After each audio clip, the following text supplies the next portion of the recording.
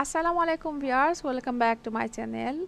চলে আসলাম আপনাদের সাথে শেয়ার করতে আমার আরও একটি রেসিপি, লাউ পাতার খিচুড়ি। তো লাউ পাতার এই খিচুড়িটি দেখতে সাথেই থাকুন।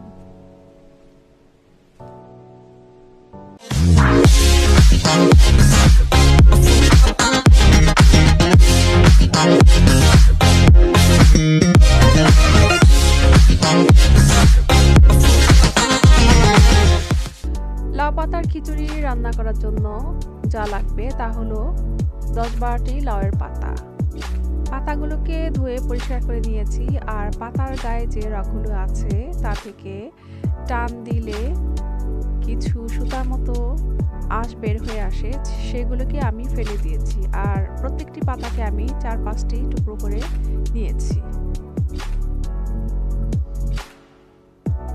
সাথে আরও নিয়েছি কিছু ধনেপাতা, 3টে কাঁচামরিচ, 2টি এলাচ, 2টি দারচিনি, 1টি তেজপাতা, 2টো পেঁয়াজ এবং কয়েকটি ক্লোভস রসুন, এগুলোকে কেটে নিয়েছি। আর 1 চা চামচ করে হলুদ, মরিচ, জিরে এবং আদা রসুনের পেস্ট। 1 কাপ পরিমাণ ভাতের চাল, এই জায়গায় আপনারা চাইলে পোলার চালও নিতে পারেন। আর 1 কাপ পরিমাণ মসুরের ডাল। এই চাল এবং ডালগুলোকে খুব ভালো করে পরিষ্কার করে ধুয়ে নিয়েছি।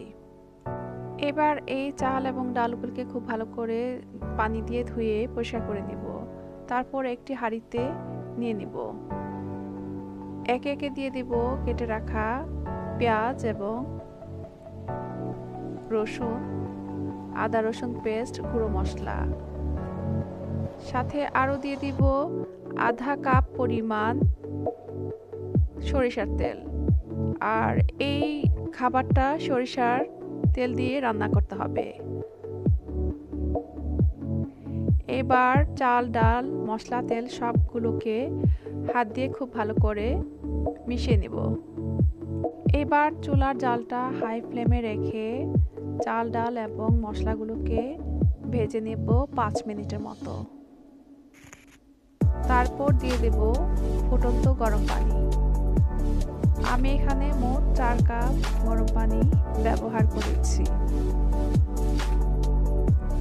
দিয়ে দিব আন্দাজ মতো লবণ।